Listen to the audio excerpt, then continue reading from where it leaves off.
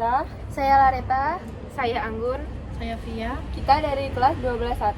Kita sekarang udah bersama dengan Bu Tuti. Hai. Jadi kita mau membahas hari ini itu tentang gimana sih pandangan pendidikan tentang etika siswa zaman sekarang dan bagaimana cara menghadapi dunia pendidikan yang berkembang. Nah, tema yang pertama kita membawakan tema yaitu bagaimana pandangan dunia pendidikan terhadap etika siswa zaman kini. Menurut Ibu, gimana sih pandangan guru terhadap perubahan etika siswa di era digital saat ini? Menurut saya pribadi ya, perubahan etika di era digital ini cukup signifikan. Mungkin karena pengaruh dari sosial media dan lain sebagainya yang membuat perilaku siswa itu banyak yang tidak terkontrol. Kemudian apa saja faktor yang menyebabkan menurunnya etika siswa di lingkungan sekolah? Tadi seperti yang saya sampaikan, salah satunya adalah pengaruh dari sosial media, kemajuan teknologi yang banyak membawa perubahan kepada perilaku siswa. Contohnya di sosial media itu kan banyak sekali bertebaran contoh-contoh atau konten-konten yang negatif, entah itu secara perilaku ataupun perkataan-perkataan mereka yang tiba-tiba viral dan mudah ditiru sama anak muda saat ini. Bagaimana peran sekolah dalam membentuk karakter dan etika siswa masa kini, Bu? Oke, sekolah sudah punya peranan yang sangat penting saya rasa, tapi sekolah nggak bisa berjalan sendirian ya, karena etika dan perilaku juga perlu dikontrol dari rumah. Kalau di sekolah mungkin sudah ditetapkan peraturan dan kebijakan-kebijakan yang berhubungan sama tata cara mengontrol perilaku mereka di sekolah. Tapi kalau di luar sekolah itu tidak bisa kami pantau karena tanggung jawab dari orang tua masing-masing dan siswanya sendiri. Kira-kira nih menurut Ibu, apa penerapan pendidikan karakter di sekolah itu udah efektif dalam pembentukan etika siswa atau belum nih? Menurut saya belum maksimal dilaksanakan karena masih banyak halangan-halangan yang menyebabkan peraturan dan program-program tersebut agak susah untuk dijalankan. Bagaimana sikap guru dan tenaga pendidik dalam menghadapi siswa yang kurang beretika? Biasanya kami menegur kalau emang sudah dilakukan teguran kemudian diperingatkan masih tetap berlanjut juga, mungkin dilakukan tindakan yang lebih tegas. Bisa berkomunikasi dengan orang tuanya, menyampaikan bagaimana perilaku siswa tersebut di sekolah.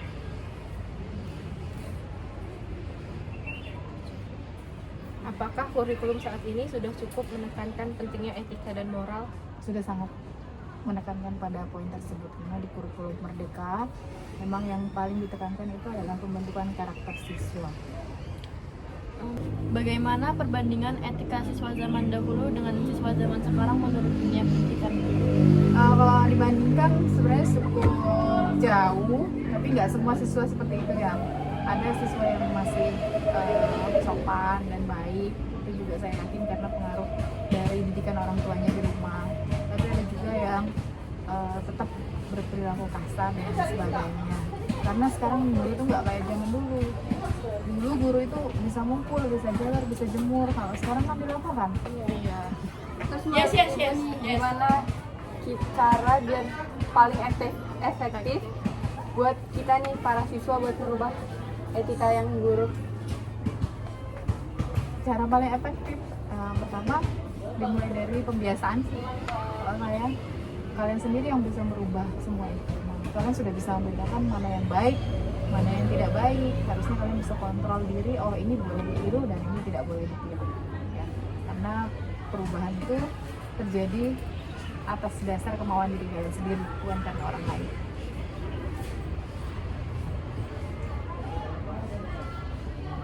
Apa peran orang tua dalam mendukung pembentukan etika siswa di sekolah? Sangat berperan. Justru yang paling penting itu dimulai dari rumah menurut saya, karena kalau orang tua sudah punya berbagai macam aturan untuk menjaga anaknya, sudah pasti si anak tersebut akan membawa perilaku tersebut kemanapun dia pergi. Kalau di rumah sudah bagus, sudah pasti di sekolah juga dia akan bagus. Namun gimana Bu kalau misalnya kan ada beberapa orang itu yang di rumahnya itu tinggal sendiri atau tinggal sama neneknya yang udah sepuh, itu gimana sih caranya buat diri dia sendiri gitu? Oke. Memang ada beberapa orang yang tidak bisa bersama-sama dengan orang tuanya. Tapi sebenarnya itu nggak bisa dijadikan sebagai alasan. Karena ada juga pengalaman saya sendiri ya, ada siswa yang dia sendiri tanpa ayah ibunya jauh, saudaranya jauh, tapi dia tetap bisa berperilaku dengan baik. Ada juga yang orang tuanya lengkap, dua-duanya hadir, tapi tetap berantakan. Kembali ke pribadi, iya, ke pribadinya masing-masing kalau menurut saya. Bagaimana pengaruh teknologi terhadap kedisiplinan dan sopan santun siswa? Oke. Seperti yang saya sebutkan di awal, teknologi itu juga punya banyak peran dalam mempengaruhi karakter siswa. Tadi kalau dapat sering menonton konten-konten yang negatif, kemudian terpacu untuk meniru, sudah pasti itu sangat berpengaruh kepada siswa. Sebaiknya yang kalian tonton atau yang kalian jadikan teladan itu konten-konten yang bermakna ya, yang positif, supaya kalian juga ikut terbawa apa jadi orang yang positif juga, bahkan sebaliknya. Apa saja tantangan utama yang dihadapi pendidik dalam menanamkan etika kepada siswa zaman ini? Tantangan pertama, kembali lagi ke kemajuan teknologi, itu yang menjadi tantangan terberat saat ini. Terus yang kedua mungkin menumbuhkan kesadaran untuk berperilaku atau beretika dengan baik itu juga sedikit sulit saat ini ya. Tadi kami kadang berbenturan sama orang tua, dan peraturan hukum yang sekarang itu justru lemah terhadap guru menurut saya. Kami tidak bisa menindak secara fisik, nggak boleh, verbal juga nggak boleh karena ada undang-undangnya. Nah itu yang bikin siswa sekarang agak lebih ini ya, agak susah dan berani mereka. Jadi mereka merasa terlindungi. Iya, karena terlindungi sama undang-undang anak dan lain sebagainya. Padahal itu kalau zaman dulu saya masih jemput dipukul pakai penggaris, itu saya nggak pernah lapor ke orang tua. Tapi kalau sekarang kalian datang orang tua. didatangin, nggak semua sih, gitu memang ada yang begitu. Jadi semua ini tuh tentang lebih ke diri sendiri ya, Bu. Iya, Gimana menurut kita saya. berperilaku terus berubah. Iya, kembali ke diri sendiri semuanya. Kalian tuh harus punya pandangan yang baik seperti apa, yang tidak baik itu jangan ditiru. Karena kalau berbuat yang negatif terus, pasti kalian sendiri yang rugi. Kalian sendiri yang akan menanggung semua dampaknya nanti. Gimana sih pandangan Ibu nih tentang pentingnya etika dalam keberhasilan akademik siswa di sekolah? Oke, etika itu sangat penting. Saya sendiri kadang menilai walaupun si anak itu tidak terlalu pandai, tapi kalau dia punya perilaku yang baik, saya pasti akan menambahkan poin lebih ya untuk nilainya.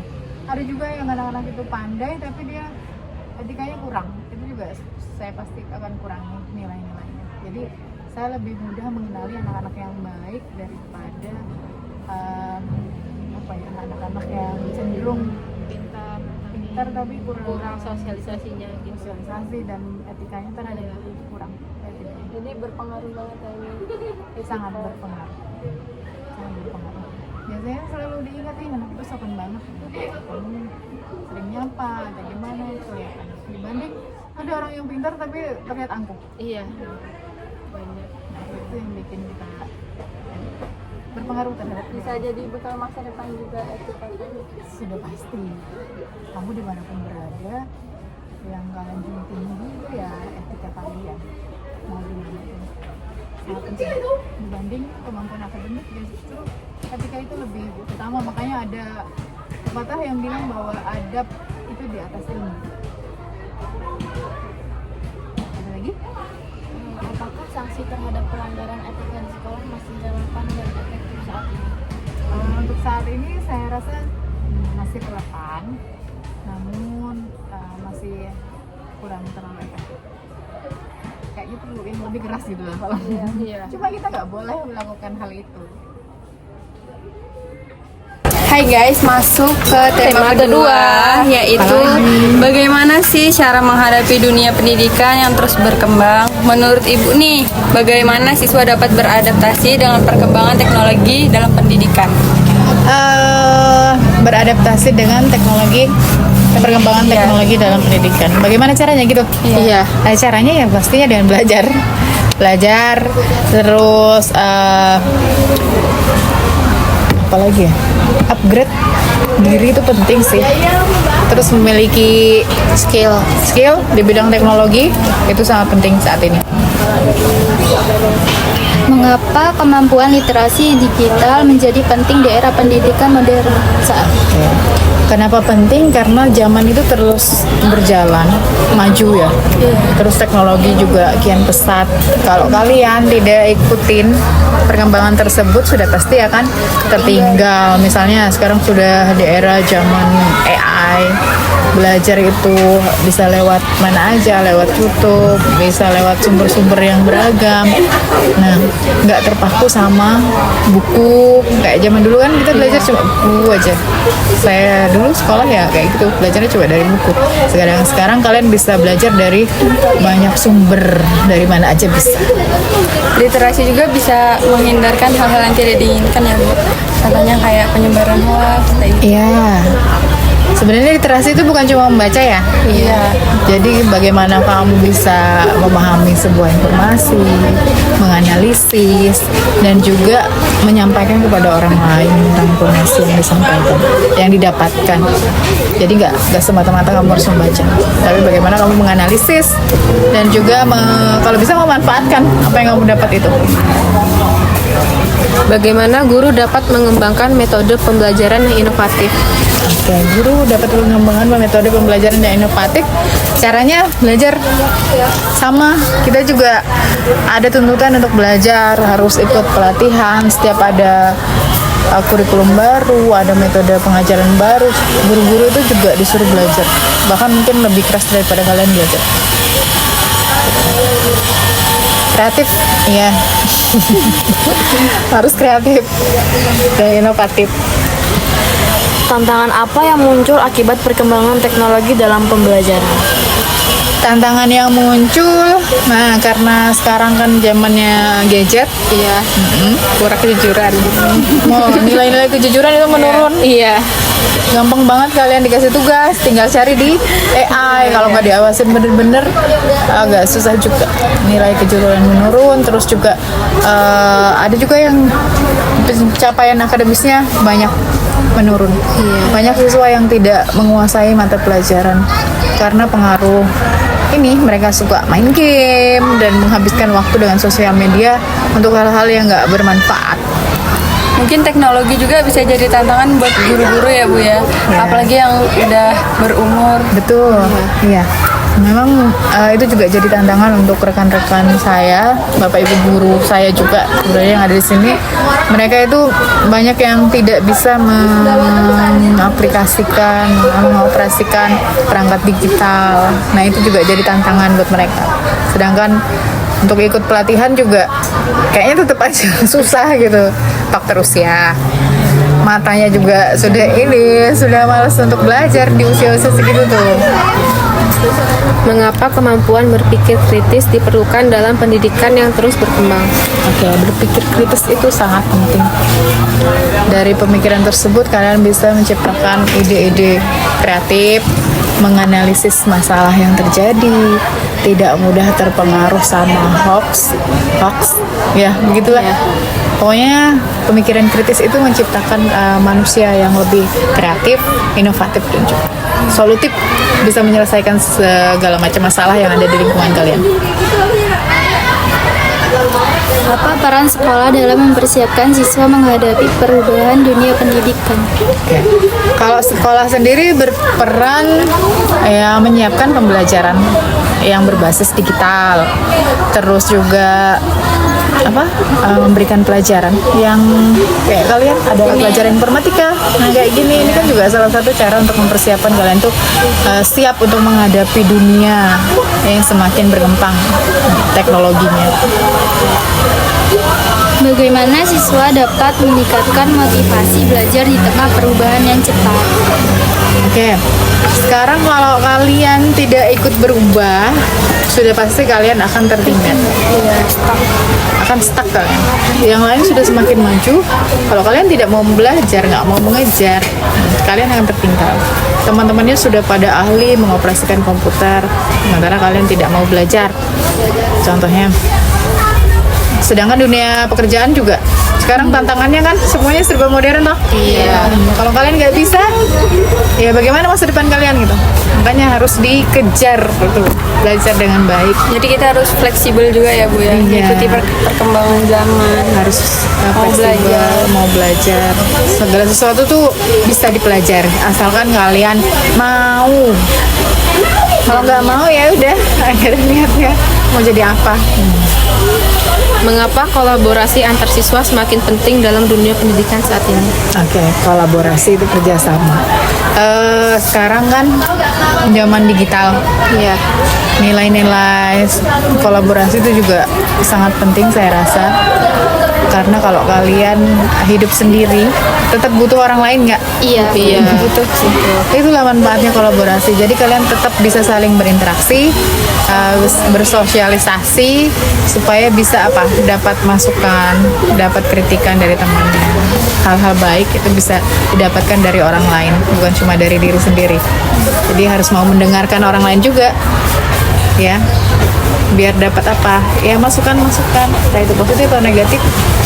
Itu membuat kalian jadi semakin kuat, semakin tangguh kalau menurut saya. Apa manfaat pembelajaran berbasis proyek dalam menghadapi dunia pendidikan modern saat ini? Oke. Pembelajaran berbasis proyek. Iya. Nah, ini yang masih agak belum diterapkan secara maksimal di sekolah ini menurut saya. Kalau kalian itu sebenarnya sudah dituntut untuk menciptakan sebuah karya.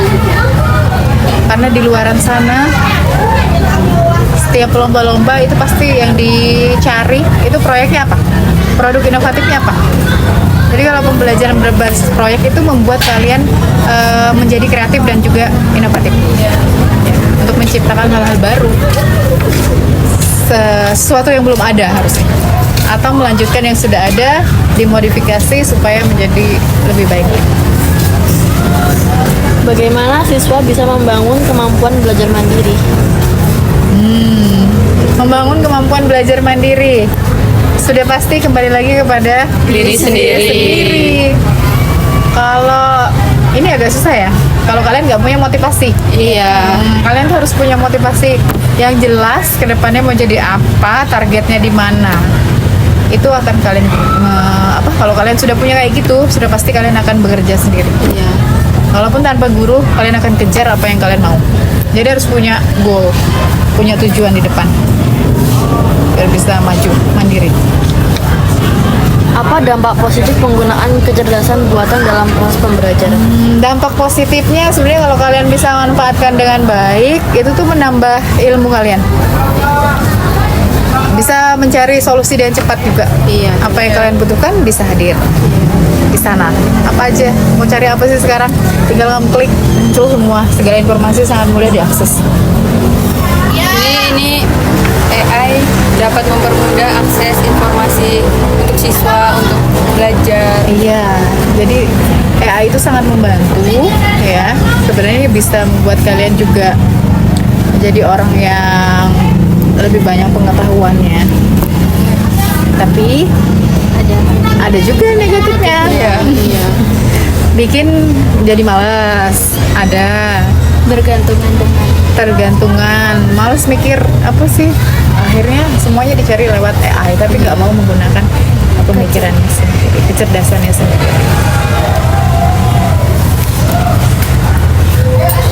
Apa risiko yang harus diwaspadai dalam penggunaan teknologi untuk belajar?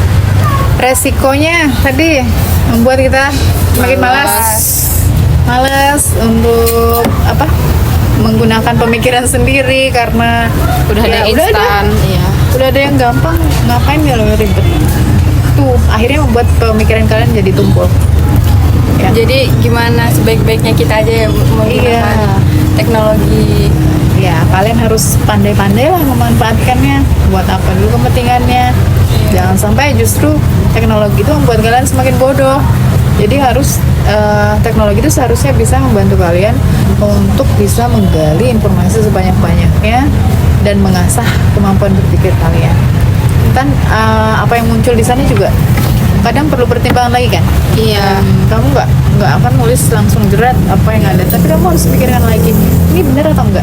Kalau kalian ragu-ragu, otomatis kalian harus cari tahu lagi ini informasi yang disampaikan benar atau enggak, karena nggak semuanya benar, kadang-kadang nggak sesuai dengan apa yang kita mau gitu. Bagaimana cara menciptakan lingkungan belajar yang adaptif di sekolah? Oke, menciptakan lingkungan pembelajaran yang adaptif itu sudah pastinya tadi fasilitas yang memadai. Ya. Kita apa namanya mau maju, kita juga harus melengkapi fasilitas untuk belajar itu sendiri. Terus tadi harus terus bergerak, terus belajar, pelajari hal-hal yang baru, apa yang sedang berkembang saat ini, ya kita ikuti dan pelajari. Nah, sekian podcast kami hari ini bersama Saya Tuti. Dah, Parigan. Jangan kasih tugas terus. Dah.